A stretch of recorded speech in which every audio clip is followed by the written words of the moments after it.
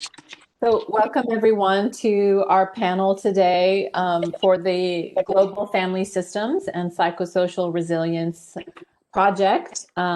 This is a rapid response project in response to COVID-19, and we're focusing on talking to families, families.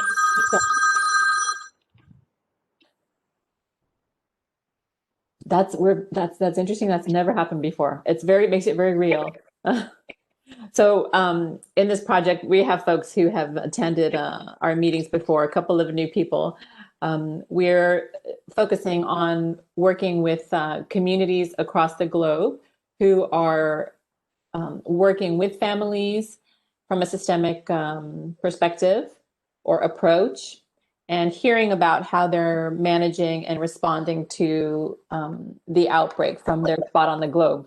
So a couple of things I didn't say beforehand. If you are not speaking, we ask you to turn off your microphone for the recording. It's a little better for the recording. And when you speak, of course, turn your mic back on, and sometimes we forget. So somebody will remind you. And we're a small group today, so that's easy to do. And looks like videos, you can keep your video on if you want. Know that it would be recorded, and we can't always control what WebEx puts in the cloud in the recording. So if you don't want your video on, if you're a participant during the speaking of the panelists, you can turn your video off. I think now we can do that. WebEx made some changes and we can do that now, but we leave that to you to decide. So, okay, so getting on to the excitement of today, beyond being here together. So I'm very pleased to introduce our first speaker, Nadia BenYounis. And pardon me for a second, I'm going to turn off my video so I can read this on the screen. Nadia Mohammed BenYounis is a psychiatrist with a degree in medicine and surgery from the University of Tripoli, and she earned that in 2006.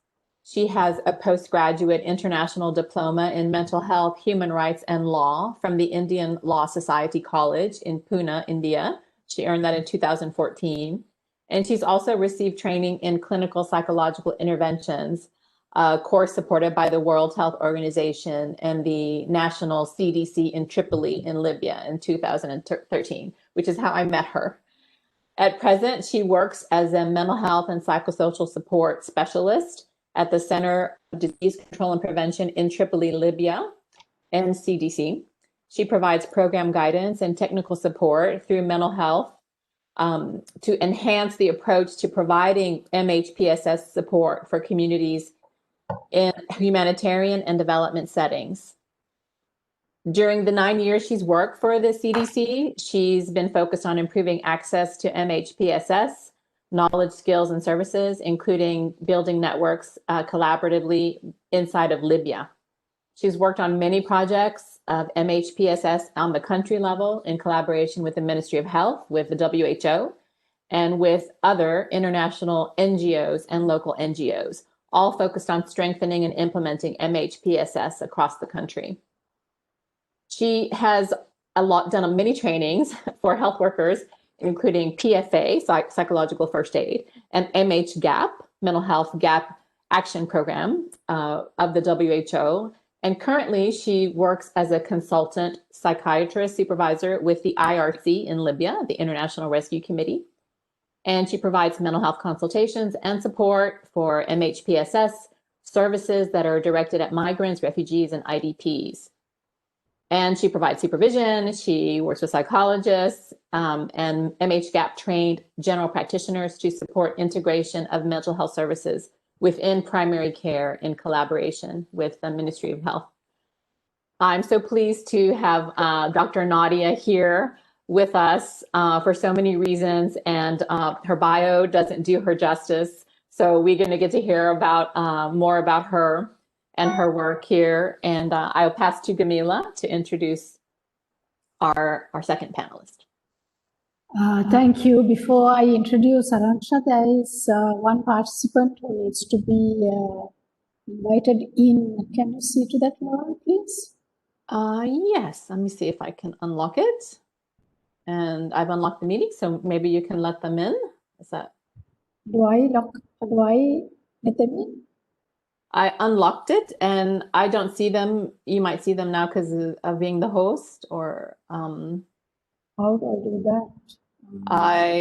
a window, something should pop up saying that they want to get in. But It is my great pleasure to introduce Arancha Garci adelSoto. She is a close friend of mine and also a former colleague. She is currently accompanying human rights defenders in Honduras and Colombia, providing them with online psychosocial support and collaborating with Equitas Colombia and with UNED Cantabria in Spain. Until December 2019, she was working for the Colombian Truth Commission within its exile team, coordinating the work with the Colombian victims and survivors in Europe and the US under the supervision of Carlos Bernstein. She has taught and practiced international human rights work in Europe, Colombia, and Africa, and Sri Lanka. And that's how I met her. At least I met her in the US, and then she came to Sri Lanka after that. Also with migrants, refugees, and IDPs, mostly implementing protection and psychosocial projects for conflicts victims. In 2011, she came back to Asturias, Spain, where she is currently based after spending 9 years working overseas in the US, essentially. A doctor member of the Center for the Advanced Studies of the Social Sciences at the Juan March Foundation in Madrid, Spain. She teaches short courses to graduates in master's and mentors PhD work on humanitarian work and migration in different continents. She holds a degree in social psychology by the University Pontificia de Salamanca in Spain, a master's in social sciences by the CACS, that's the Center for Advanced Social Sciences at the Juan March Foundation in Madrid, and a PhD in sociology at the University of Salamanca, awarded with the Premio Extraordinario and Premio Nicolás Pérez Serrano del Centro de Estudios Constitucionales. I hope I'm pronouncing all this properly. She supports research, trainings, and applied work on psychosocial work and community well-being in gender and SGBV, sexual gender-based violence, and human rights. Her main interests are applied knowledge in gender and generational differences and the community and do no harm approaches when working with victims, survivors, rights holders in conflict and post-conflict contexts. I will stop here. There is a lot more in Arancha's bio, but it will be uploaded on the website. So whoever wants to know a little bit more about her, I think will be fascinated with her background and experience. So I am really happy that she is here with us today. Thank you.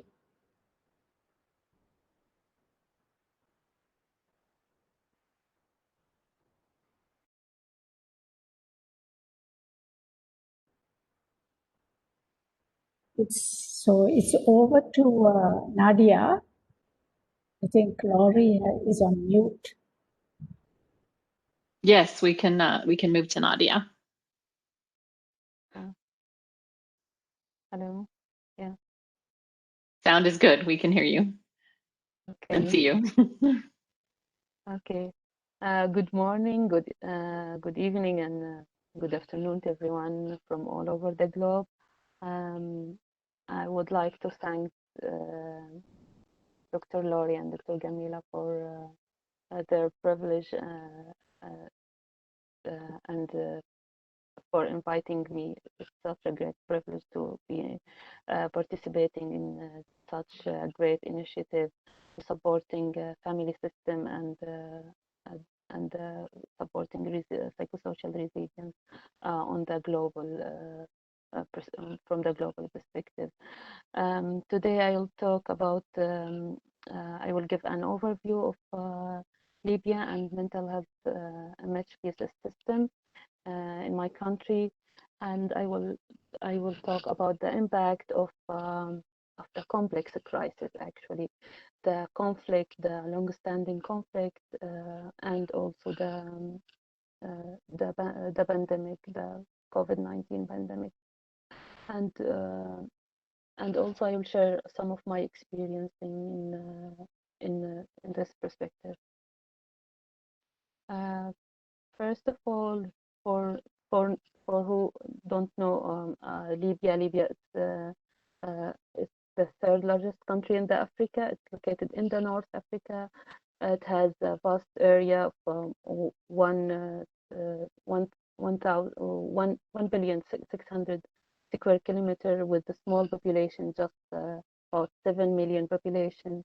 So this is, I will give the socio-demographic data. So 78% of Libyan population lives in the urban area, and 50% of them, they are located in the three main cities in the north, which is Tripoli, Benghazi, and Misrata. The Libyan population is considered young population, with 30% of them under the age of 15 and 3.9% over the age of 65. The life expectancy at birth is about 72 years for male and 77 for females. The main language, or the official language, is the Arabic, with other spoken. It was spoken by 95% of the population, with the other language, which for the original people, was the Berber and its dialect. The major ethnicity in Libya is Arab, with other minorities, the Arab, Berber, Tawarig, and Tobo. Libya classified as upper middle income countries by the World Bank in 2006, even though this is inconsistent with the quality of mental health services available. The mental health system is it suffered from a chronic neglect and ignorance in the country over the past 40 or 50 years. We have in Libya, we have only 2 psychiatric hospitals till now. Even after the revolution in 2011, we cannot increase our capacity for mental health services. There is long-standing challenges facing mental health system in Libya. It's the first, the underdeveloped services, either community mental health MHP services, and the specialized services. As I said, there's only 2 psychiatric hospitals, one in Tripoli, and which cover more than 3 million people, and other in Benghazi, which covers about 1.5 million, with no mental health services in the south area, with no formal services there. There is limited access even to the MHP services, especially, as I said, in the south area and the mountain. There's a shortage of qualified human resources. The fund allocated to mental health is very few. It's less than 0.5% of the annual budget. The mental health is it's not the priority on the table of decision and policymakers. Also, there's considerable social stigma towards people with mental illness in the community. As I said, the number of human resources in mental health care is it's less than 8 person per 1,100 population, and this main forces it's concentrated in the 2 main cities, the Tripoli and Benghazi, which constitute 90% of human resources. if we look to the breakdown of this profession, we find less than one psychiatrist for 100,000 population, and also the same for the psychologists and social workers. And it's a little better for the nurses. There's 5 nurses for 100,000 population. From this figure, you can see how the field, the mental health field, is suffering in Libya. In last March, Libya found itself with complex emergency of an escalating conflict in the south part of the Tripoli, with outbreak of COVID-19. Each crisis is difficult enough to manage by the country, which has public health services are considerably damaged by the ongoing conflict. But this is the circumstances even more catastrophic for our people to manage both conflict and its consequences, and also COVID, the new pandemic. That something was scary. I remember the people in March and April was very scared, distressed. Most of my consultation, it was panic attack, fears, of distress, violence, and there is a lot of. First of all, I want to talk about the impact of the war, because the war, it just ended 6 months ago. Despite the end of the war, there's still its impact and consequences there, as mass graves and murdered body are discovered every month in the south of Tripoli and in other in the south area in Tarhuna. The long-lasting conflict had impact on general and public health infrastructure, also on the social network of Libyan society. The civilian infrastructure had been deliberately targeted and damaged, and sometimes destroyed completely. All of this resulting in water cuts, electricity cuts, leaving people with no access to the basic services and basic psychosocial needs. Also, hospital and health facility had been targeted many times last year, and also in the beginning of this year. This conflict resulting in an estimated 1.3 million people requiring a humanitarian assistance to date, as the United Nations Office of Coordination of Humanitarian Affairs, OCHA, said in his report. The number of IDPs reaches 355 people, with a third of them are internally displaced in the last year from the Tripoli in April 2019. The return numbers of IDPs is just 4,000.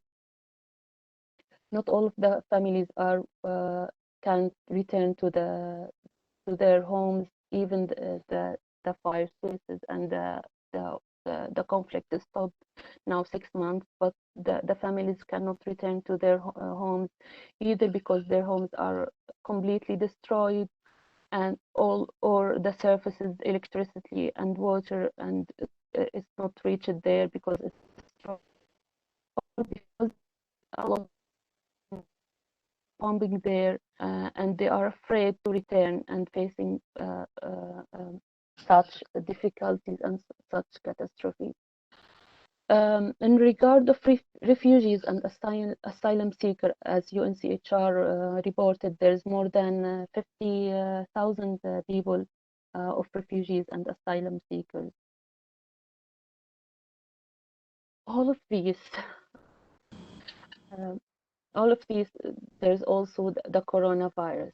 At first in March, the slow it seems that there's slow progression and slow wave of the infection. But through after the August, we start to record high rates of active cases.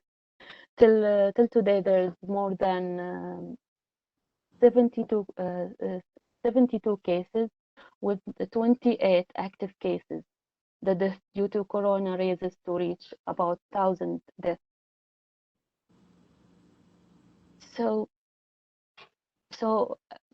as you see, there is a great challenge.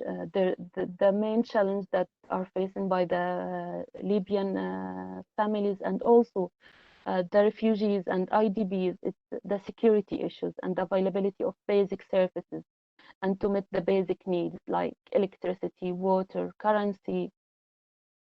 And also there's a concern by Libyan families about the accessing health services with the rapidly increasing number of corona cases, and most of the health system are closed by the Ministry of Health, and it was limited, and the services it's really the primary health service is shortened. There's also the families suffering from economic problems and unemployment state due and due to that, we noted that during the lockdown period, resulting in an increasing rate of domestic violence, acute stress, and other mental health disorders. The other concern of the families here is the educational process and return safely to the school, as the alternative of online learning for primary and secondary schools. It's not a good solution because the internet cannot be afforded to in this context. Um, uh, so the main concern for families is how to return to school. For the last week, it was while the whole the globe and the whole world return to school and start the new year. Our students just examine their finish their exam and their education process for the last year. So this is the main challenge. I want to share one story of my client. He was an African nationality guy. He worked by day by day as a day worker. So if he's work, he can get paid, and if there is no work, he cannot get paid. He was forced last year to flee his home because he lives in the south of Tripoli, in the area of conflict, and he forced to flee with his family due to armed clashes. And he rent a small home with his family there in the other area, which there's, and he started to work and to recover. But unfortunately, with the corona pandemic, he lost his job, and he came to me with sleep disturbances, depression, persistent problem, and irritable mood, and easily anger, and marital problem with his wife. When I explored more, he disclosed that he's concerned he's unable to pay rent for his house after loss his job during the period of lockdown, and he missed his social support and his old neighbors and the friends. He thinks a lot about how to feed his children. He's no longer care about how to about their education. So he's overthinking if he was expelled from this house, what he will do. So this is one of the story there. In regard of the of improving mental health services, me and my colleagues in CDC, Ministry of Health, and other NGOs, we try to improve services to make the services available within the primary healthcare setting. We try to building also the capacity of general healthcare practitioners, psychologists, and MHPSS worker. I'm participating in lastly in conducting training for general practitioners in Image Gap HIG, Humanitarian Guide. And also during the beginning of the COVID, we're doing a couple of training for frontline workers on psychological first aid.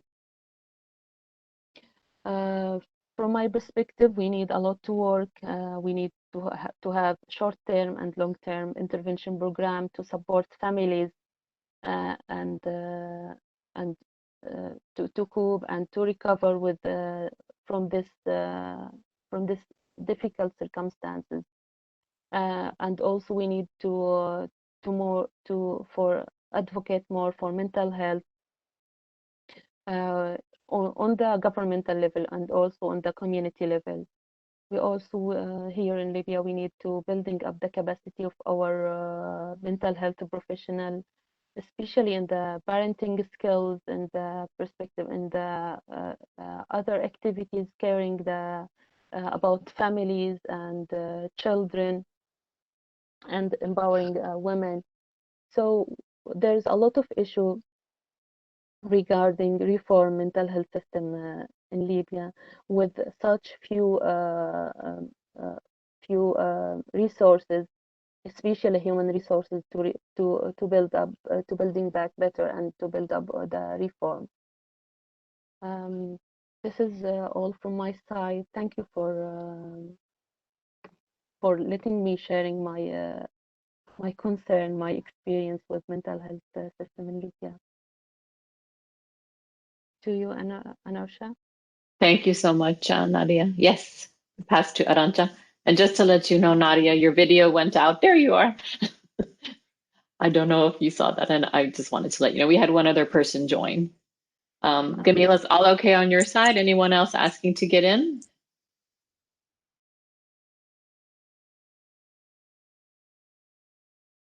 Yeah. Any Okay. question? Or we do the questions after, if it's okay. Okay. Okay. Wonderful. So you want me to go on now? You're welcome to start. Thanks, Aran. Thank you. Thanks, everyone. Thank you very much for the invitation. It's really nice to reconnect with Gameela and to share time with Professor Charles, with Laurie, and with Dr. Nadia, and with all of you. Hopefully we'll get to get some questions and have more of a conversation at the end, right? I just prepared something very basic, trying to convey some of the learnings that we've had when working with people in two very different situations, to connect both of those situations and try to reimagine a few traits of well-being more from a psychosocial perspective in the current times of pandemia. The first situation is that of disappearance, the situation of the families of the missing, right? And it is mostly the grief associated to this reality that links with the realities of COVID-19 as of now. The second situation is the situation of exile, those persons obliged to leave their countries of origin out of violence. And it is mostly not the grief, also the grief, but mostly the uncertainty that is linked to these lives that can teach us about similar aspects in these COVID-19 times, I believe. Of course, in real life, there's also a bridge between these two realities. And so there's a bridge of what the Mediterranean Sea, that sadly is the place in which, as of today, many people who are leaving their countries, most of them forced by different circumstances, end up dying. And so the Mediterranean Sea right now is kind of a non-intended burial place of bodies which belong to persons looking for better lives, who leave behind families mourning in grief and longing to recover the remains. Only this week, the rescue boats working in the Mediterranean Sea reported over 480 deaths, within which 1,000 are drownings occurred in the last 72 hours. These are data from just a few hours ago. And this is, as of today, the largest current mass grave in Europe, making invisible, first of all, the forcible circumstances that push people to migrate, which, just as a reminder, is a basic human right. And second, they also make invisible the grief of these families that in many cases feel that don't have the right to look for these bodies. But let me start with grief, the grief that I've learned when working basically with the families of the missing, right? And there's something that is very particular when working with the families of the disappeared. And I'm sure that all of you know better than I do somehow the psychiatric definition of double grief. But let me try to be very naive and put double grief on the table as I get to understand it when I work with different families of the missing in different countries. Basically, you're hurting for the person that you lost in very unexpected ways, mostly all of a sudden, right? That person is there in the morning, maybe for breakfast. You expect that person to get back and he or she never does. Of course, you're also hurting for yourself. You miss the person, you don't know what's going on. There's a lot of uncertainty. Again, everything mixes, but on top of the uncertainty, you have that very special grief. And eventually, as time goes by, one needs to decide to give up the search of that missing person and even to renounce to the rituals associated to the taking care of not only the memory, but also the remains of that body that is not found, right? Because you feel as time goes by that it's either that or to prolong your own suffering. And many people, in a way, start feeling very guilty because when you're getting rid of the memory of that person by quitting the search, in a metaphorical way, it's like kind of a second death. And some people will tell you literally, I feel like I'm killing he or she for a second time. So I told you there's a lot of guilt associated to that, and we'll talk about guilt in just a couple of minutes associated to COVID. But it's also a family decision many times when it comes to that moment of giving up the search. And of course, the family decision is not always agreed upon, and it creates a lot of family tensions. What we find in COVID, at least what we are finding over here in the south of Europe now, is that some of the people we are working with do keep that very last image that they have of the person that left for the hospital when he or she was fine. And usually these people live walking and they tell you things like, I was kind of scolding him, telling him to not forget his glasses. Or I was telling my mom, do not forget this or that, we'll be calling you, right? That's the very real last image. But that real image mixes with the other image that is also real, but sometimes it's imagined, of the person intubated and having lots of difficulties to survive, starting with the very basic difficulties to breathe. And of course, again, guilt appears here also. Guilt for the things not said, guilt for the scolding that you were playing upon him or her, trying to take care of them, but not being able to express it with the right words and the right attitude. Guilt for the lack of opportunity to take care and accompany that person until the very end. Guilt for not being able to touch him or her. And guilt for the lack of news, of course. Let me share another example, just like Nadia did with one of the persons that we're working on now. This is a young woman under 30 years old who lost 4 family direct members out of COVID. Initially, she came having very recurrent nightmares with the image of her mother being intubated and having 2 sticky bandages on her eyes. When she asked the nurses what was going on, the nurses told her that that was the way that they kept her mother restful in case she could wake up and see herself in such a bad physical situation. They didn't want her mother to see herself in such bad shape. But that's the image that somehow stayed with her. What happens when we start working with those images and with her own well-being is that her grandmother dies. And all of a sudden, within the family dynamic, she becomes, again, the child trying to protect the elderly members of the family. And somehow her own grief for her mother mixes with the grief she feels for her grandmother and the grief of her aunties and her uncle. So it's all mixed somehow, you know, the guilt, the lack of rituals, the interference of the different types of losses, how they try to take care of each other, and how they express somehow very similar concerns about not being able to take care of their loved ones until the very end.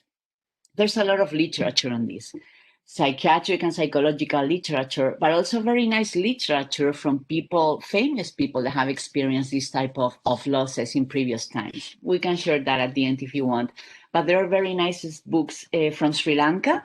And also there's a lot of US literature connected to this type of losses. And in many cases connected to missing people in the family, right? That can apply to these situations in current times. Let me switch now to exile, which was somehow the second circumstance that I chose to try to connect that one with COVID. Just imagine that in regular lives, hopefully, kind of for regular people, the people we deal with, we have kind of predictable days and stable routines, right?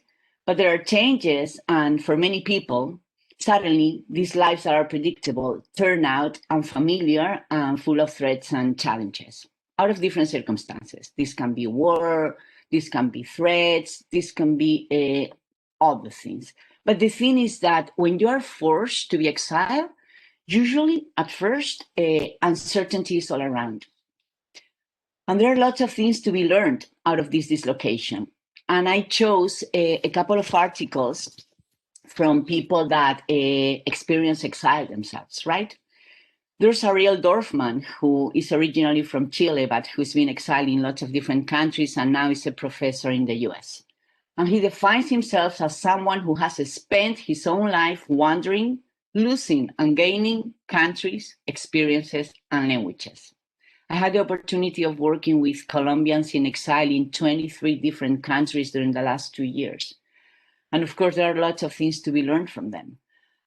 Not only from uncertainty, all this uncertainty that they experience, but I try to somehow make an abstract of the very basic learnings that personally, with my very basic experience, I got from these people. The first one, and I think these four also apply to COVID times, is that many of us can always survive with less, and that most of the things we own are not indispensable, even if we think that they are.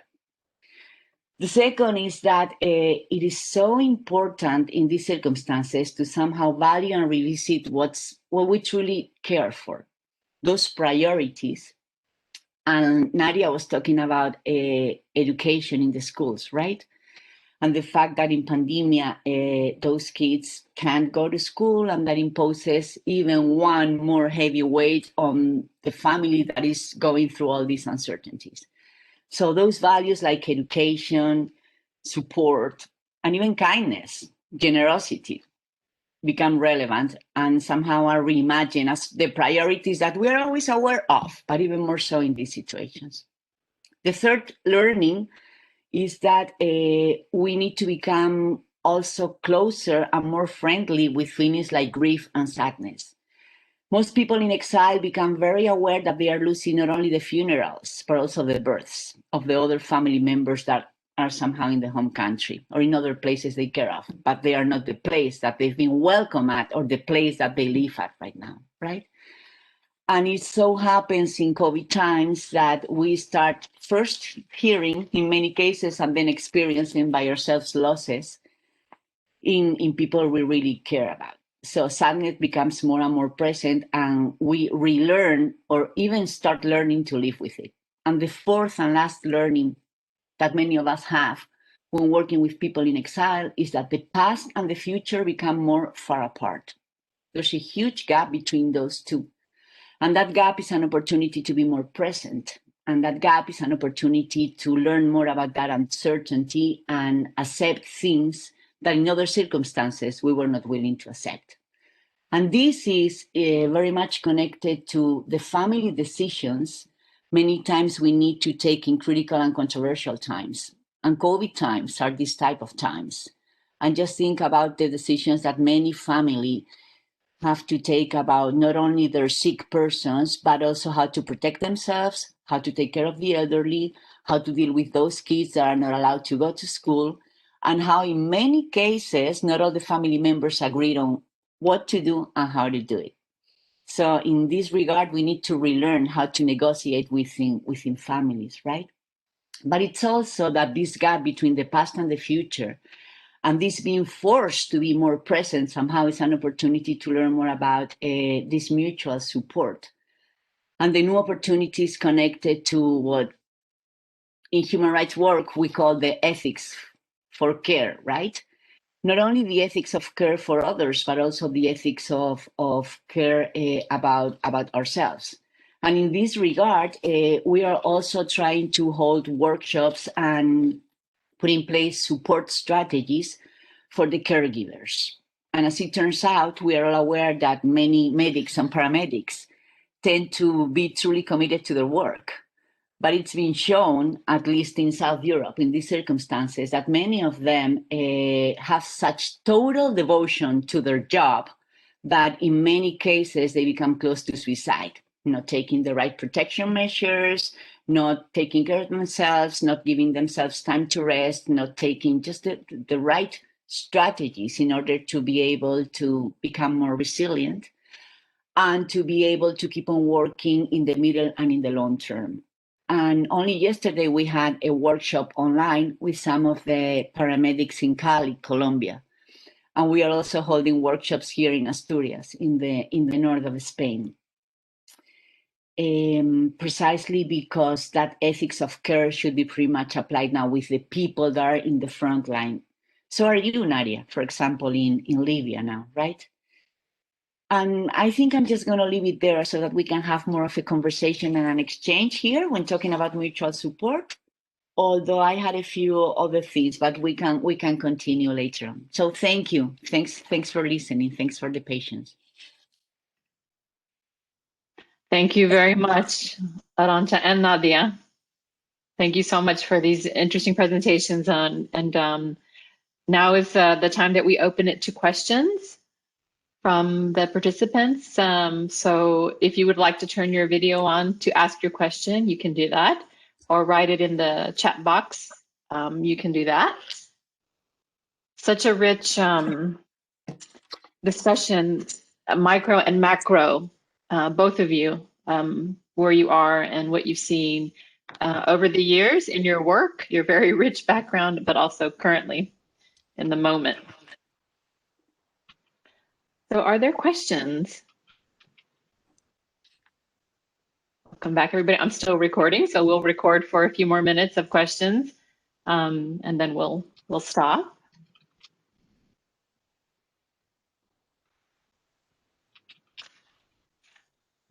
No questions? Suggestions?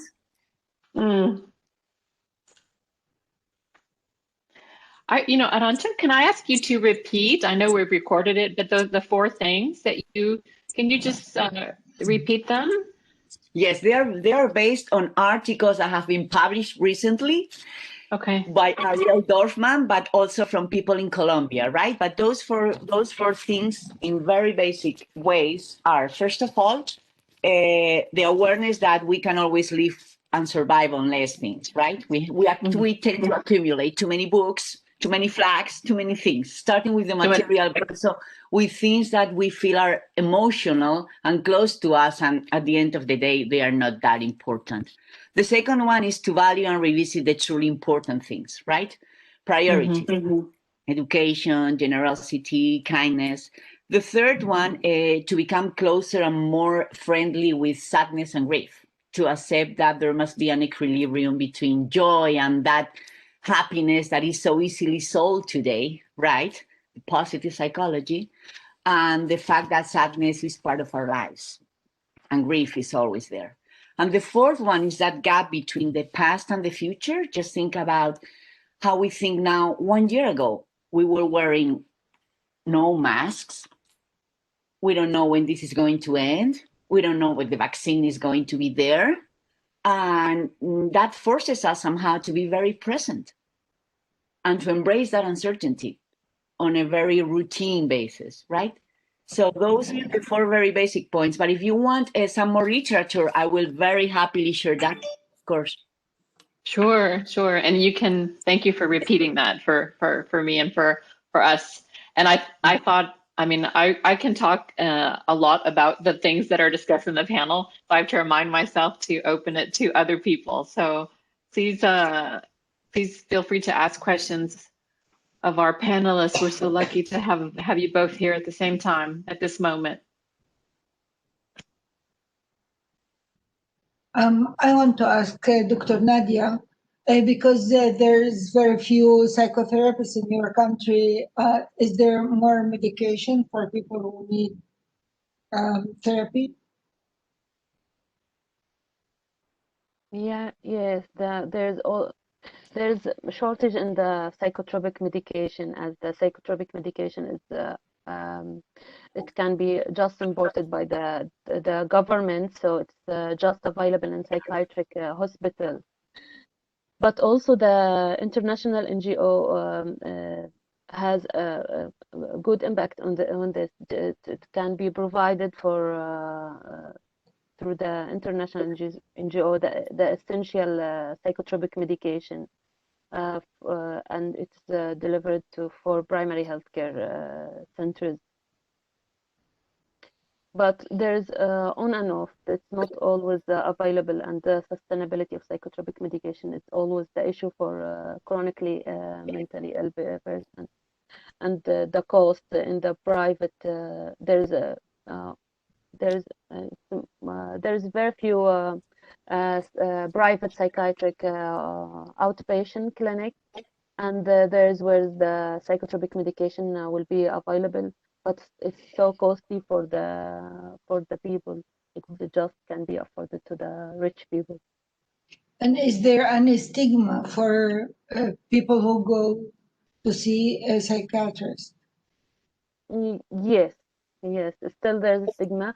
It is less than before. It start to be reduced, and the community start to accepting the mental health. But it is still the people who seeking psychiatric consultation or mental health consultation ashamed. Sometimes don't want to reveal their surname. Sometimes come with the veil for women, and also sometimes don't want to mention their cities, and there's still shame and embarrassment towards mental health. Thank you.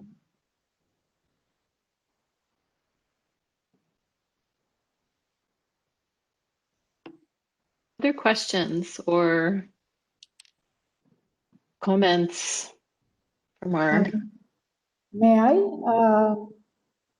Arancha, I just wanted to say how I really liked the way you related, your work with missing people and the missing persons, and the fact, and related it to the pandemic, the current situation now, and how not knowing this whole issue of insecurity and this whole issue of guilt, how you connected the two situations. I think that was really very interesting. Of course, when it comes to missing persons, often, the families are sort of not at all prepared for the disappearance, and it's all of a sudden, and suddenly the person has disappeared, and then they have to deal with the disappearance. But in the case of the pandemic situation, they know that the family member is ill and then is going to hospital, but of course they're faced with this whole issue of whether they're going to see the family member again or not, right? So there's a slight difference between the two situations, but I mean, I still think that it is an interesting comparison, but at the same time there are differences. So I'd like you to maybe comment a little bit more about it, so that, because I think it's really very interesting. Mm-hmm. No, I think you're so right. I mean, there are lots of differences, right? But I found lots of similarities also when listening to family members of people lost by COVID-19, seriously. And some things are literally the same. Literally the same. And I would dare to say, although we haven't done any formal research, that most of the things that seem to be very similar are connected to guilt, which is another universal feeling in a way, right? That guilt that brings together grief and anger, and those very somehow complex transformations between and connections between grief and anger, right? And I mean, you know more about therapy than I do, but we also accompany people in these processes. And in that regard, I find that most of the similarities are connected to that type of guilt for the things not said, for the things that they wanted to do and they feel they were not able to do. Yeah. But going back to your first argument, I agree. Of course, the situations are not equally the same. In the same way, Gameela, that I can tell you, because you know that working with the families of the missing in Sri Lanka, I'm sure that it's very different to working with the families of the missing in Colombia or in the Balkans. You know, so those cultural aspects are also there. And culture is something that we haven't touched upon today, but it's always somehow universal and transversal in that regard. But yeah, I guess I don't have a very concrete answer to your question, but yeah, I agree with you. There are differences and there are some similarities. And I think in terms of guilt, we need to explore that deeper. Yes, thank you. Thank you. I agree with you.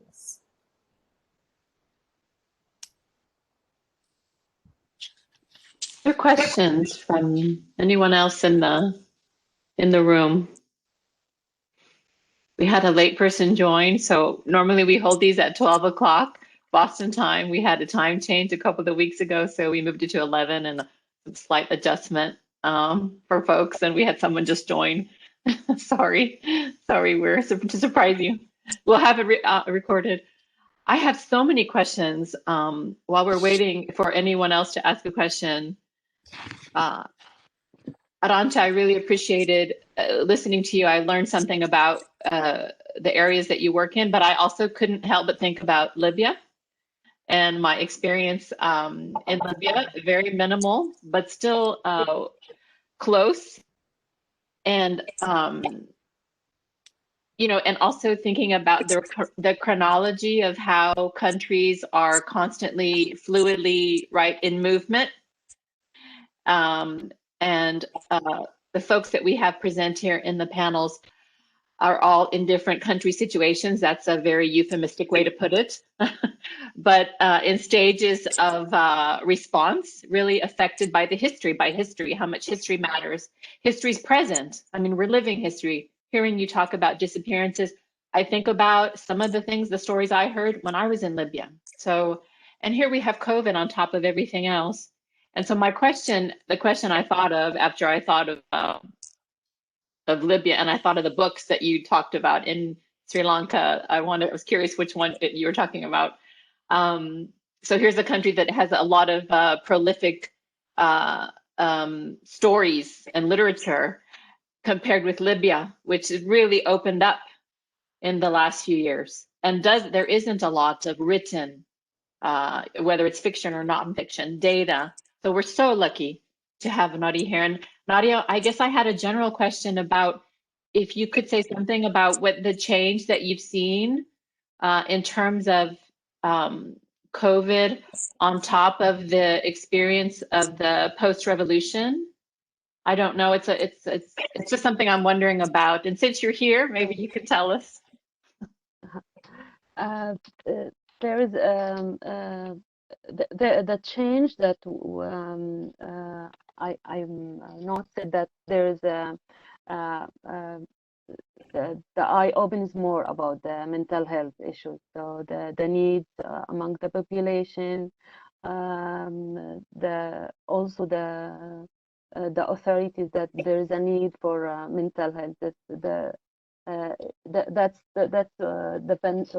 the gain of the pandemic. I think that if we can thinking positively, the pandemic focuses more on the needs of mental health issues, and also focus on they have a shortage, and we have a devastating mental health system. We need to reform it, and also the Ministry of Health, NCDC, and INGOs and different NGOs start to take a part of their pandemic response, the MHP's support in their response.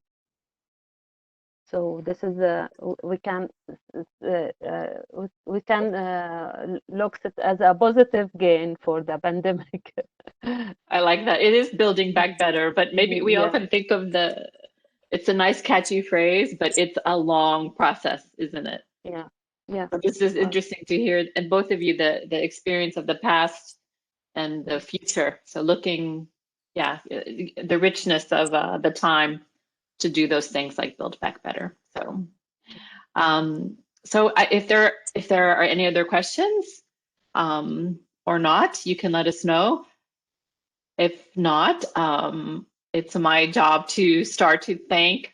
I don't like when these end, but I have to make sure to thank you for both of you to be present, first of all, to go through the process of being present to share at this moment. Everybody's really busy and overwhelmed with many things. I also thought about during your presentation, Arancha, the occupational stress, and we're part of that, and it's by virtue of the work that we do. So thank you both for willing to bring your real selves here. Yeah, and thank you for sharing such rich real-time information about what's happening in your corner of the world right now. So really appreciative and useful to hear. Thank you. Thank you all. Very nice to meet you. And if anything pops up later on, you can have our emails. Yes. So that we can. Thank you. Thank you. Thank you, Laurie.